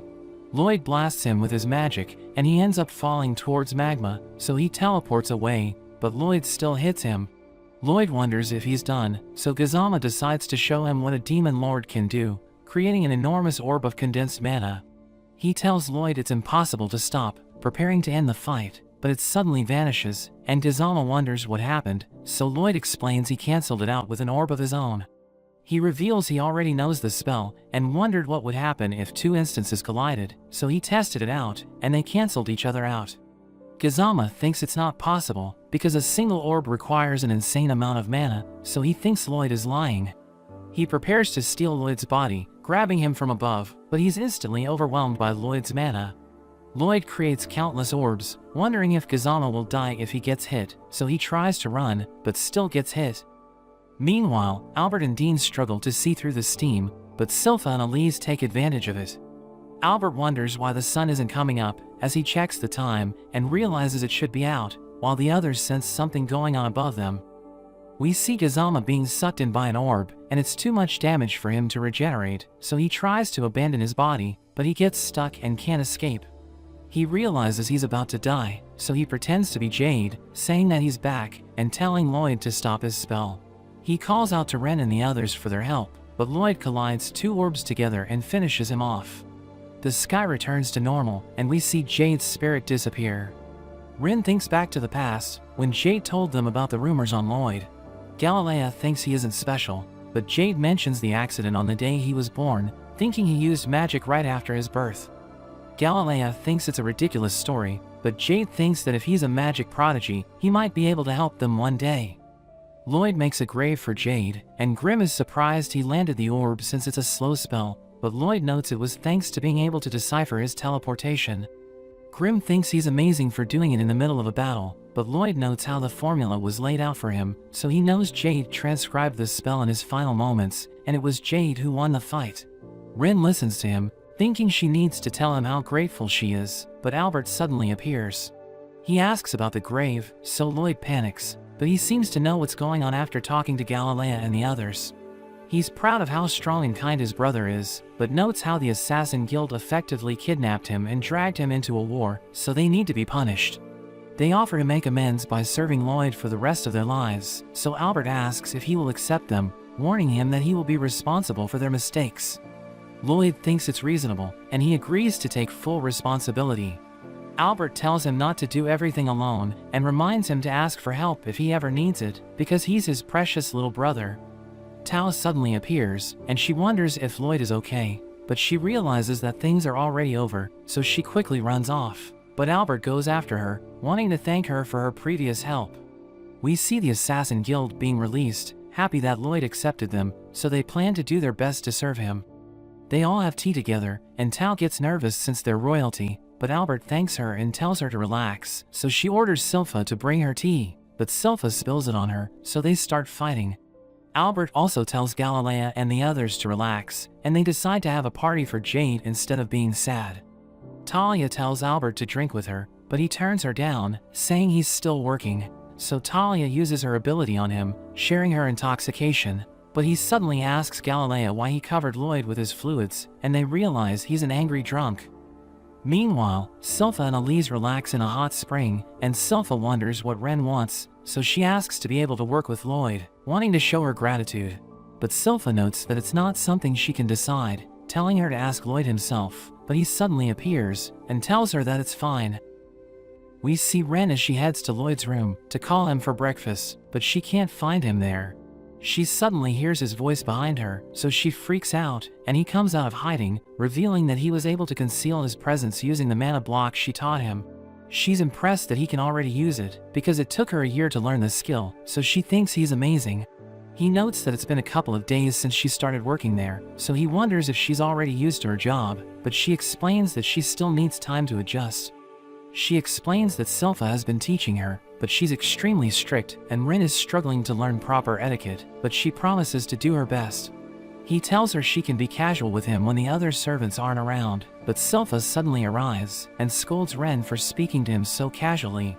We see civilians fixing the damage caused by the demons, and Lloyd plays on Galilea's webs, telling him they're useful for the reconstruction. We learn that he's now the governor of Lourdes, and Lloyd reveals that his father gave him the authority to appoint the governor. So he decided to give Galilea the position, because Lloyd believes that he can make Lourdes great again.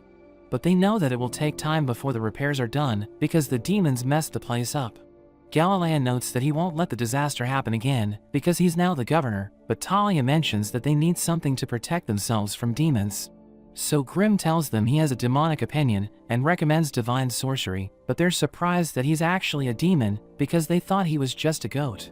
He explains that divine sorcery is a kind of magic that only church devotees can use, and it uses God's holy power to dispel evil, but Talia and Crow are skeptical, because they don't believe in God.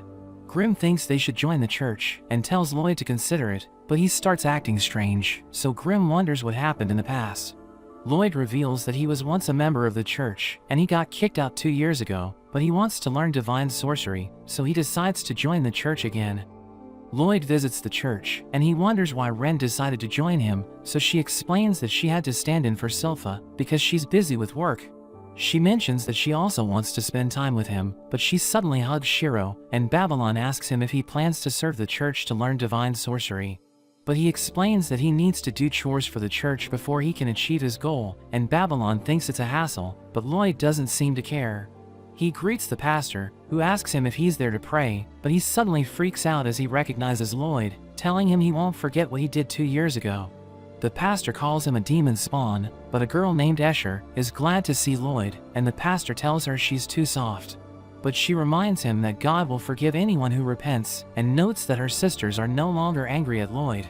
The pastor mentions that he can't forgive him, but he's amazed by Shiro's cuteness, so he decides to give Lloyd a chance, as he starts hugging Shiro.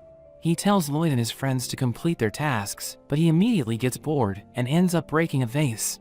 Escher is glad that he didn't get hurt, but she realizes that the vase is the pastor's favorite, and she promises to help Lloyd apologize to him. They pick up the pieces together, and he leaves with them, but Ren asks Escher about him, so she reveals that he isn't interested in anything but magic. She knows that he joined the church to learn divine sorcery, but she doesn't seem to care, and notes that he also used to break things in the past. In a flashback, we see Lloyd as he breaks a vase, and Escher is glad that he's okay, but he tells her to be strict with him. So she calls him a bad boy, but he thinks it isn't good enough, telling her to blast him with divine sorcery instead. But she explains that it should only be used to fight evil, and asks him if he wants to sing together, but he just walks away. A demon suddenly appears, so everyone evacuates the church, and we learn that Lloyd is the one who summoned it, because he wants Escher to use divine sorcery to defeat it. She saves him as he's about to get hit, but she ends up getting hurt, so Lloyd starts to feel guilty, and the demon disappears. We return to the present, as Escher reveals that Lloyd confessed what he had done, so everyone started calling him the demon spawn, and he was kicked out of the church. But she knows that he's a good person at heart, because she has spent so much time with him, and she wants to invite him to sing with her. We see Lloyd throwing the trash outside, when he sees his sister Saria, who's being bullied by thugs. They start threatening her, but she asks them if they're good with instruments, and they reveal that they aren't that skilled, so she starts walking away. Babylon asks Lloyd about her, so he reveals that she's a musical prodigy, who's a master of all instruments, but music is all she knows, so it's hard to get along with her. One of the thugs mentions that he's good at making girls squeal, but Escher stops him, and tells him that Saria isn't an instrument. But he grabs onto her, so she starts screaming, and Saria is impressed by the sound she's making. The pastor notes that the recital will be ruined, but Lloyd wonders what he's talking about. So Babylon explains that Saria and Escher will perform together, and notes that their music is popular, because it heals those who listen to it. Grimm thinks it's divine sorcery, and Lloyd doesn't want it to get cancelled, so he tells Ren to deal with the thugs. Saria tells the thugs that they're terrible musicians, because they made Escher cry, and they continue to threaten Saria. But Ren uses her mana focus to put everyone to sleep, and Grimm finds her impressive, because her spell didn't affect Lloyd. He notes that mana focus allows her to release her mana at a single point, so the technique is more powerful and accurate, and he's glad that she can transmute her poison into a knockout gas thanks to her training. But the thugs get back up, as she realizes that her poison isn't potent enough, so Lloyd uses Jade's technique to teleport them away. But he realizes that he still has much to learn, because he doesn't know where he sent them. After the pastor wakes up, Lloyd explains that his friends took care of the thugs, but Babylon can't stop shaking because he can't believe that Lloyd used Jade's technique. Saria stares at Lloyd for a few seconds, and she finally remembers his name, but his friends are surprised that she almost forgot who he is. Escher reveals that she only remembers the names of people who are involved with music, and notes that Lloyd can sing, so she asks him to perform during the recital. But Saria thinks he'll ruin their performance because he didn't practice enough, telling him to pay attention to their recital. Grimm notes that they might use divine sorcery with a ritual instead of a mana signature, explaining that the mages create different phenomena using mana signatures. But they can also produce the same results through rituals, which include singing and dancing. Lloyd and Babylon suddenly get a strange feeling, but they think they're just imagining things, and the pastor gives everyone wine as Saria and Escher begin their performance. Everyone thinks it's amazing, and Grimm knows that they're using divine sorcery, so he gives Lloyd his sword, and he uses it to absorb a magic particle, allowing him to see its mana signature. He notes that he has never seen anything like it, and thinks the magic particles heal everyone around them, but he asks Grimm if the magic is hurting him. So he explains that Escher doesn't have enough mana to hurt him, revealing that she's the caster, and Lloyd notes that he can't read the mana signature, but he mentions that things are getting interesting. He reveals that he can feel someone staring at him, and notes that it's coming from above, thinking it must be one of God's servants. So he tells his friends he'll be right back, and he teleports away, as he notes that he locked onto the person who's staring at him, but he never expected to take so long to reach his destination. He breaks into another realm, and reaches the skies, as Grimm notes that he has no idea where they are. So they look around, and they see an angel named Jiriel on top of a temple, as Lloyd notes that he has found the person who was watching him. But they realize that he's watching Saria and Escher perform, and we learn that he's a huge fan, so he thinks about descending to the human world just to meet them. Lloyd throws clouds at him, so he becomes angry, but he's surprised to see a human in paradise, wondering how he got there, because the Wall of Realms separates paradise from the human world. Lloyd asks Jiriel to teach him divine sorcery, but he thinks Lloyd wants to worship him since he's a sacred being, so he tells him to kneel. Grimm tells Jiriel to just spill the beans, and threatens to tell everyone that he's a pervert who likes Saria and Escher, but he notes that nobody will believe Grimm. He reveals that he can teach divine sorcery, but he'll only give it as a gift to those he deems worthy, telling them to return home if they don't want to be punished. But Lloyd refuses to leave, so Jiriel uses his Luxa spell to summon divine swords, which he sends at Lloyd, but he protects himself with his barrier. Meanwhile, Babylon asks Ren if Lloyd said anything before he left, so she reveals that he sensed someone staring at them. But Babylon notes that he felt something else, and he mentions that he needs to head outside to investigate it. We return to Lloyd, as he deflects Jiriel's swords, and he notes that divine sorcery is interesting, because the swords are as hard as steel. He realizes that his sword can't absorb them, because they're considered physical objects, so he returns it to Grimm. He thinks the Luxa swords are created using mana, and he wants to test how durable they are, so he jumps up and attacks with 4 massive element balls. Jiriel freaks out as he sees them, and he can't believe they were able to crack the Wall of Realms, but Lloyd appears behind him, asking him why he's dodging. He swings at Lloyd, and explains that his Luxa is invincible, but he doesn't want it to be defiled by his basic sorcery, so he decided to dodge his attack. He realizes that Lloyd is missing, and thinks he ran away, but he sees Lloyd behind him, as he notes that he wants to test Luxa's durability. Jiriel is angry that he wants to experiment on Luxa, telling Lloyd he'll dodge all of his attacks, but he uses Jade's technique to surround Jiriel with portals, and attacks him from all sides. Jiriel manages to fly away, and Lloyd thinks he needs to make adjustments, but Grimm recalls how Kazama used that move against Lloyd, realizing it's more dangerous now that he's the one using it. Grimm tells Lloyd that he might end up killing Jiriel, but he tells Grimm not to worry, because he won't misuse Jade's power. He creates a portal to attack Jiriel with his flames, but he flies away, as Grimm tells him to just teach Lloyd divine sorcery. But Jiriel continues to claim that his Luxa is invincible, and tells Lloyd he'll never hit him, because he's too fast. Lloyd realizes that he can't hit Jiriel, because he uses his teleportation spell before his spells activate, so Jiriel has time to react. He mentions that he has seen through Lloyd's tricks, and prepares to attack him, so Grimm starts to panic. But Lloyd decides to use teleportation the moment his spell activates, and Jiriel is about to reach him, but a portal suddenly appears, and Lloyd burns him with his magic. He tries to block with his Luxa, but it shatters because of the flames, and Grimm tells him to surrender. But he refuses to give up, and notes that his Luxa may have shattered, but it's still infinite, so he can repair it as much as he needs to. Lloyd becomes excited hearing this, and wonders how much it can infinitely regenerate, so he decides to test it again. Jiriel is nervous as he sees Lloyd preparing to use his spell, and he promises to let him return safely after he gives him his autograph. But Lloyd surrounds him with portals, so he admits that everything he said was a lie, but Lloyd hits him with all his spells. He wonders why Jiriel's body is now transparent, so Grimm explains that ethereal beings are made of mana, and he realizes that Luxa is neither invincible nor infinite. But he still thinks it's an amazing spell, because it consumes mana to create physical weapons. Jiriel thinks Lloyd just lost his chance to learn divine sorcery, but Lloyd gives him a portion of his mana to revive him, and tells Jiriel to teach him his magic. He realizes that he gave Jiriel too much mana, because he looks bigger than usual, and he finds Lloyd's powers interesting, so he comes up with a plan to steal them. He agrees to teach Lloyd divine sorcery, but notes that they need to form a pact first, and he grabs onto his hands. But we learn that he plans to possess him, so that he can visit the surface, and he looks forward to seeing Saria and Escher.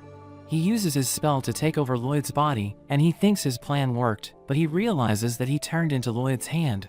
Grimm calls him an idiot, and tells him that Lloyd has more mana than him, so he ended up absorbing him into his body. Lloyd asks him if that takes care of their pact, and Jiriel explains that to use divine sorcery, an angel must engrave the mana signature on the caster's soul.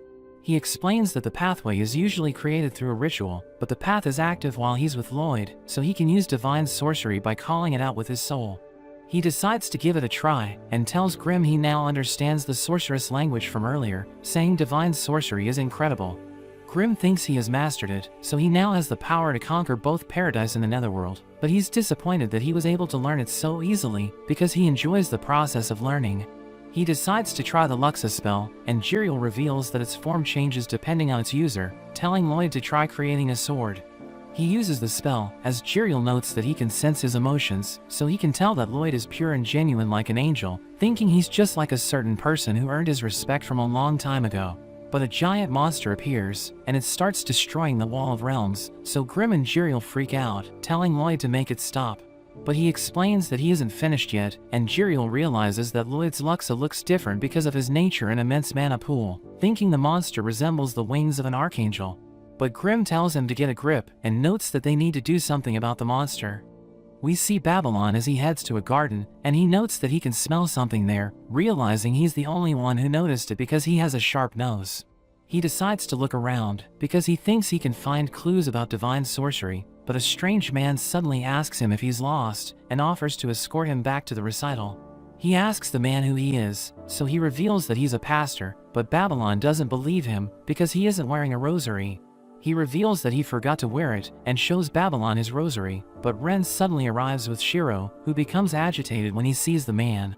Babylon mentions that his rosary looks strange, because it's too clean for someone who's a longtime member of the church, and the man prepares to take them on. But Lloyd suddenly arrives, and he asks everyone what they're doing there. The man prepares to fight, but Lloyd walks past him, and leaves with his friends, but as Jiriel looks at the man, he seems to recognize him.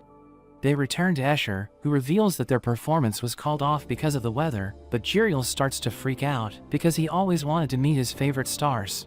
Babylon asks Escher about the garden, so she reveals that it's where they bury dead pets, and he wonders if that's the reason why it smells bad, but he's still worried about the man.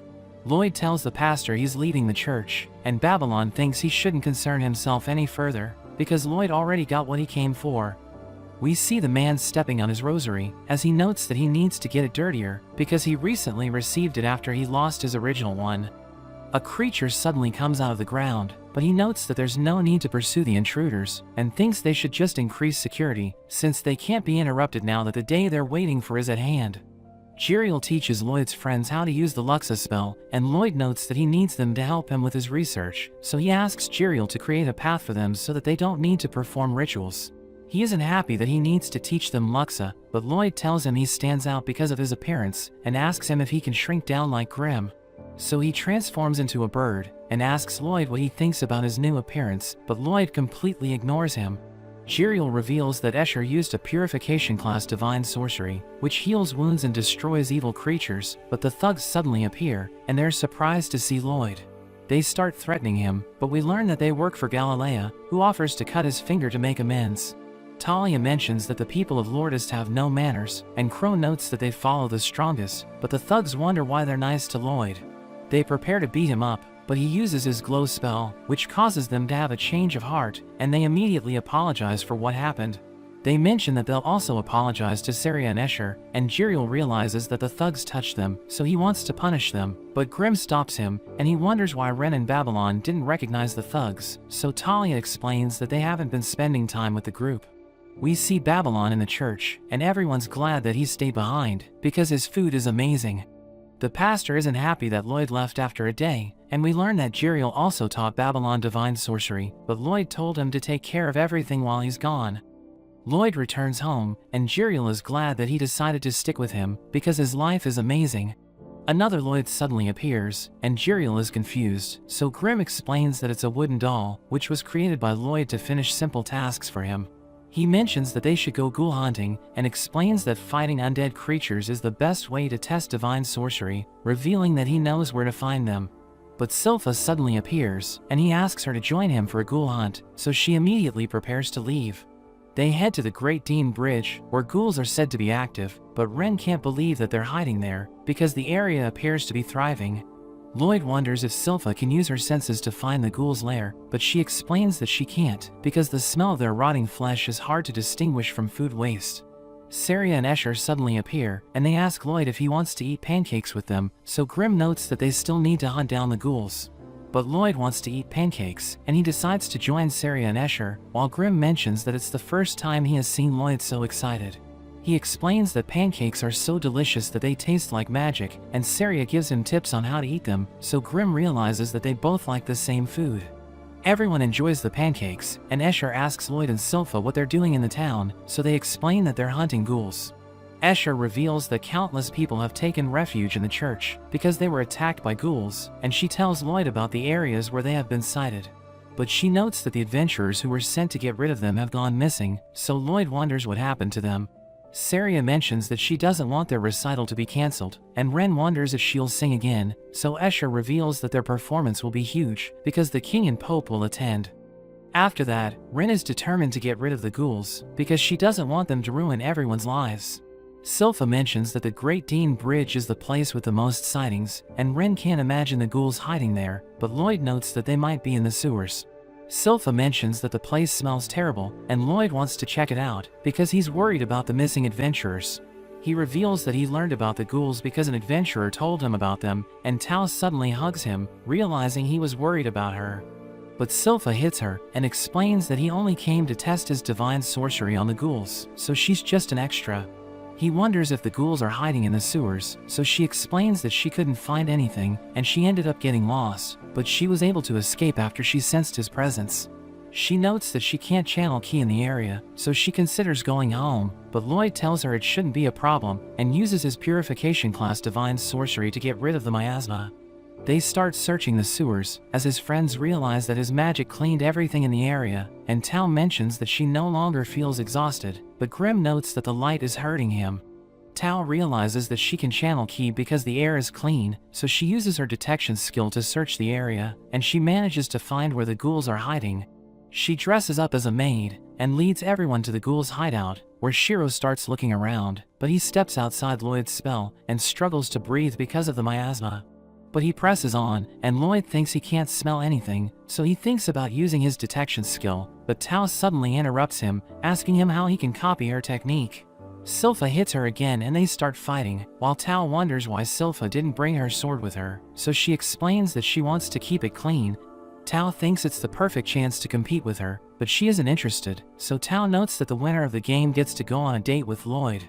So Silpha decides to participate, and Ren mentions that she wants to join as well.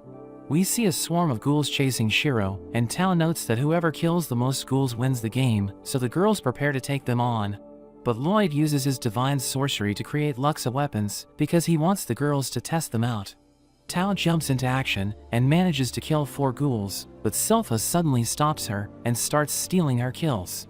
She catches up to Tao's score, and she tells Silpha to stop following her, but she explains that she's just testing her Luxa weapon. She tells Tao that her kills don't count, because she didn't use her Luxa gauntlet, so they start to argue, and they continue to steal kills from each other. They appear to be evenly matched, but Ren is falling behind, since she's just fighting casually, but she realizes that she also wants to go out with Lloyd. So she enchants her weapon with poison to make it stronger, but as she tries to attack a ghoul, her knife suddenly shatters. Lloyd realizes that divine sorcery weakens if it's tampered with, and he thanks her for helping him come up with an idea, as he gives her a new weapon. She thinks it's the same as before, but she uses it to cut a ghoul, which suddenly disintegrates, so she realizes that it was poisoned. Lloyd reveals that he modified his divine sorcery, while Grimm notes that the knife isn't poisonous, but it causes the purifying effect to spread after it scratches its target. He realizes that divine sorcery is about to evolve, because Lloyd got his hands on it, and the girls continue to slaughter the ghouls. We see that their scores are tied, and the competition becomes intense, as they realize that the ghouls are about to get wiped out, but a monster suddenly appears and sends them flying. We cut to the mysterious man, who is choking the pastor, as he notes that he needs to increase the security in the area. He orders a wraith to take over the pastor's body so that it can move around the church, but Escher panics as she sees them, and she asks the man what he's doing. The girls get back up, and Tao charges in, but the monster extends a string, which causes her legs to stop moving. She wonders why she's sitting down, and he prepares to grab her, but Silpha saves her, so she tries to explain what happened. But Silpha reveals that her arms also feel strange, so Tao realizes that they both have no idea what's happening. The monster extends his string at Lloyd, who manages to grab it, and the monster senses his overwhelming power. The girls launch a surprise attack, but he manages to dodge it, and Lloyd checks out his string, realizing it's a spinal thread. Rin reveals that she also saw the strings, and she mentions that she knows the monster, because she has already heard about him. In a flashback, we see Jay telling Ren about the neuron blighted, whose body produces spinal threads, which are made from mana. He explains that when they touch a person's limb, they interfere with the motor nerves, and the blighted can control the affected body part. We learn that he has spinal threads wrapped around his skin, and they have mana signatures for evasion and counterattack, so he can react with incredible speed. He was sent as a biological weapon during the Civil War, and he slaughtered everyone in his path, including his allies. So they tried to take him down, but they couldn't stop him, and he even survived being shot through the heart. So they blew him off a cliff to send him into the sea, where his body sank to the bottom as he continued to struggle the entire time. We return to the present, as the girls see the blighted spinal threads, but Silpha wonders why he's still moving even though he's dead, so Ren notes that it must be because of his automatic reflexes. But Lloyd thinks it isn't the case, and he believes that the blighted isn't a ghoul, because he still seems to have memories about his life. The girls charge in, as Tao notes that they just need to dodge the threads, but they realize that the threads are everywhere, and they end up crashing to the ground. We return to the mysterious man, as the wraith tells him that it wants to possess Escher, because she has a nice body, so he tells the wraith to go for it. It prepares to possess her, but Babylon takes it out and stabs the man's arm, offering to show him the way, since he thinks the man is lost. But he tells Babylon he has nothing to show him, and suddenly transforms his arm. Meanwhile, the girls get back up, and the blighted extends his strings, but the girls dodge all of them, and they're able to close the distance. But he manages to block their attacks, and punches Tao and Ren away. Silpha tries to stab him, so he catches her sword, but she notes that his hands are now occupied. Rin uses her poison butterflies, and Jiriel notes that poison doesn't work on ghouls, but the blighted suddenly gets weaker, as Lloyd notes that she used a neurotoxin. He knows that the spinal threads are connected to the blighted's nervous system, so he loses control over them once he's paralyzed. But Ren notes that they need to finish him off before the paralysis wears off, so Tao starts pummeling him, but she stops as he extends his spinal thread, and she barely manages to dodge it. His threads cut everything in their path, and he extends them to attack her, but she uses her skill to grab onto them and throws him towards Silpha. She prepares to finish him off, as she notes that she'll send him to the other side, where he can finally rest in peace, and she uses her Lion's Roar skill to end the fight. He gets blown away, and Ren thinks they were able to defeat him, but Silpha knows that he's still alive, because he was able to regain his automatic reflexes before she hit him. We see the blighted running away, and he thinks about having fun on the surface before he returns to his master, but Lloyd suddenly blows his leg off. The blighted freaks out as he sees him, and he recalls that he lived a miserable life before he died, so he ended up becoming a wraith. He didn't have the power to possess people with strong bodies, so he thought he could never get revenge on the people who made him suffer. But he met his master, who showed him the body of the monster, and it accepted him without resistance. He asks his master what he wants in exchange, but he just tells the blighted to use the body as he sees fit, so he slaughters the people who made him suffer during his past life. But he doesn't know what to do now that he has achieved his goal, so he returns to his master, who welcomes him home, as he realizes that his master has become the center of his world. We return to the present, as Lloyd uses his Luxa to summon a giant angel, and the Blighted can't believe how powerful he is, so he considers running away. But he thinks about his master, realizing Lloyd is a threat to him, so he decides he needs to fight him. He stitches his leg back in place, and he charges in, as he dodges the angel's attacks, but he ends up losing an arm. He notes that he can still fight, and he presses on, as he manages to close the distance, but he slams into Lloyd's barrier, as he realizes that he never stood a chance. But an angel catches him as he falls, and Lloyd is glad that he has finally stopped reacting automatically. He wonders why Lloyd spared him, so he explains that he wants to experiment on him, because he finds him interesting. But he's surprised that the Blighted can actually talk, and tells him he should have said something, because Lloyd thinks he did more damage than necessary.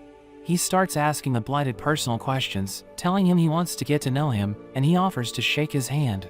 The Blighted is touched by his actions, and he takes his hand, but he starts crying, as Grim and Jiriel praise him for fighting Lloyd without running away. He realizes that it took courage to fight Lloyd, thinking his past struggles are nothing compared to it, and he never thought he would be able to touch Lloyd's hand, so he feels grateful to him. He recalls that his master gave him a marble that contains the divine spell Luma Maxima, and it will destroy his body if it's shattered. It suddenly activates, and his body instantly crumbles, as the mysterious man realizes that he was defeated.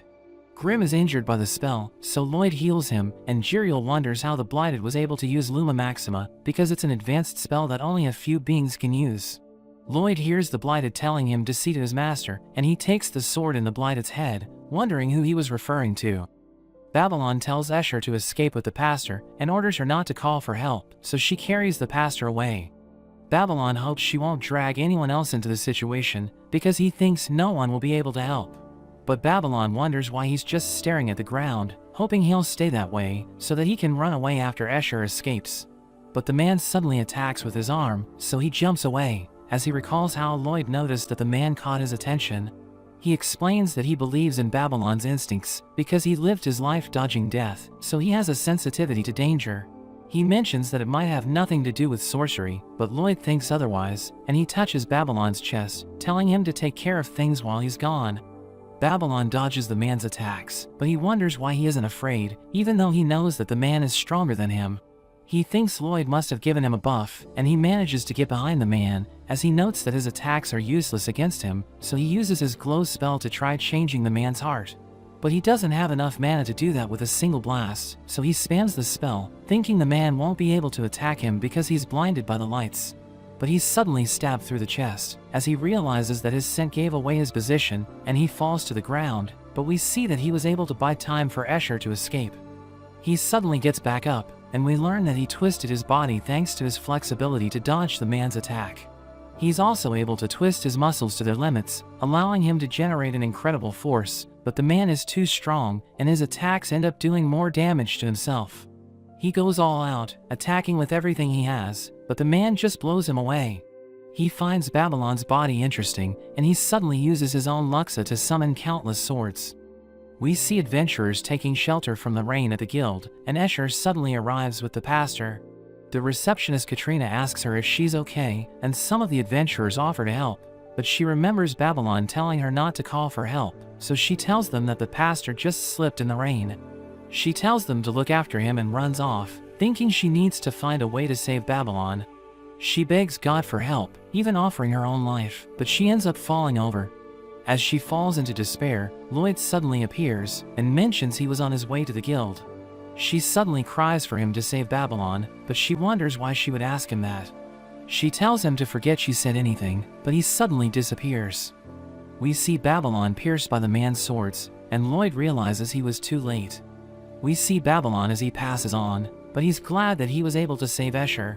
He sees Jade and wants to get a drink with him, but he suddenly hears Escher singing and realizes it's not his time yet, so he follows the music and ends up waking back up. Everyone is overjoyed that he's awake, but Escher ends up passing out since she was constantly healing him. We learn that it's been 3 days since Lloyd brought Babylon back with him, and he and Jiriel used healing magic on him for over 10 hours, but he tells him to thank Escher, who stayed by his side the whole time.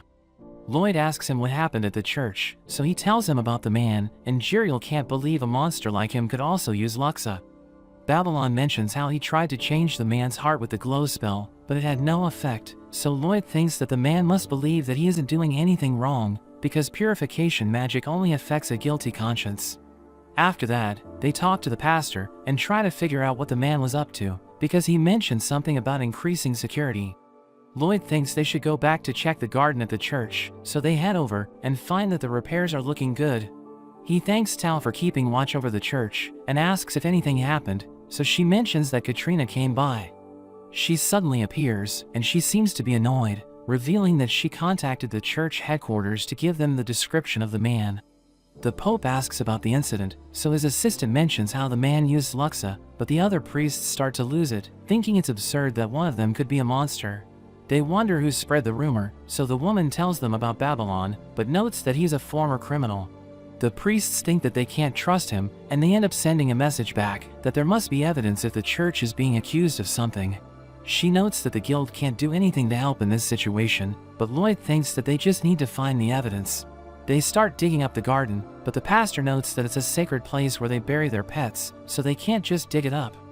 Lloyd thinks about using Shiro's nose, but he seems to be avoiding them for some reason. Crow uses his cursed speech to ask the crows for help looking, and Saria joins them. She's glad that Escher is safe, but punishes her for ditching their practice. She asks her if she's ready for the recital, but Babylon mentions how she still might be targeted, and it might be better to cancel the recital, so Saria decides to perform on her own. The crows are drawn to a specific tile, and it opens up to reveal a secret passage. Lloyd realizes that the door is made of a special wood that blocks out both mana and ki, so it's why it was never noticed. They all wonder what the smell is, and Crow tells Escher to stay back, but she begs them to let her join them. Babylon notes that she's still in danger, but Talia drags him away. She notes that she became a fan of Escher, and she doesn't want to let the incident get to her. As Escher heads into the passage, she thinks about how she needs to overcome her fear, or else she'll never be able to move forward and sing again. We see that Shiro is also terrified, but he thinks about how brave Escher is, so he also heads down, and they're all shocked as they find a lab filled with all kinds of horrific experiments.